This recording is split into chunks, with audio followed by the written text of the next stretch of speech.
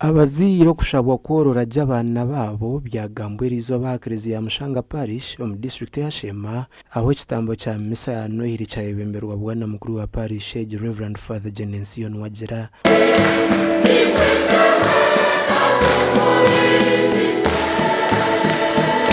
Abana bitu babire ibindi bintu okuza kuzakereziya na mino gakuru ntugandura umwana tozakereziya tozakanisa tugenda mu muziki tibyakoze iki tibyarimo yebuze ntebe yose kanuremo wakugira ngo wafa umwana wanakuzamo ogu yayoreko kwatwa abo kugira ngo abakazi tubacenda konsya abana babo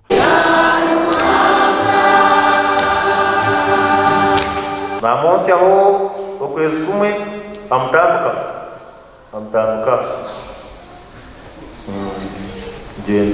ayorwaki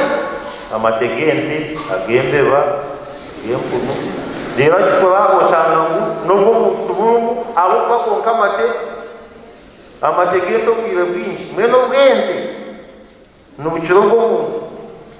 ate umwana kwatishe amushaba hamara anuma kabana n'ikirungi kutera mutoki ukareba inyuma aho uri umwaka bona rero kareba aho urukuza iwe ko umuntu iwe ka family kutwaiza twayambuka twazabusaba dikono bwa Emmanuel Church Kabohe aho usaba dikono yagambira abakristayo ngo akanuko kwire ko kuzarwa na Yesu Kristo bakegarura busya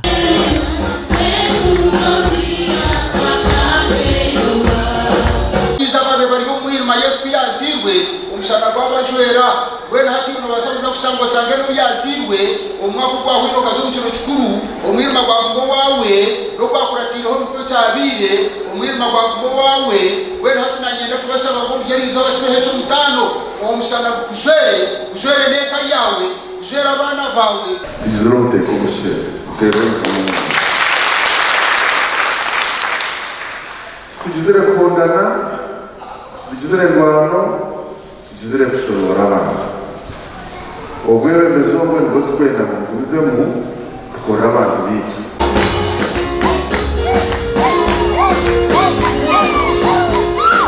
nabanyuma twashuma muri Shema South aharaka Shekro Parish kanda habwana mukuru wa Parish Reverend Father Adrian Benywanira yashaba abakristo kuratire biyezu arukwegesa rero bakatura je n'abagenzi babo bati ni tuma n'ubugobya Nyambabazi tukisima abojene besiona uwazi bijoa ya mwego kuko tuletera kuzarwa busya shabango tindure abana bawe kamisha na Jacqueline Twire rwa bukurukuru nawe yahitabo message kandi yashaba abakristo kuronda bembeza abakozi omukarura kuturiyo ntuzamu atuletere kukwenda umuntu weka ngo kuyechi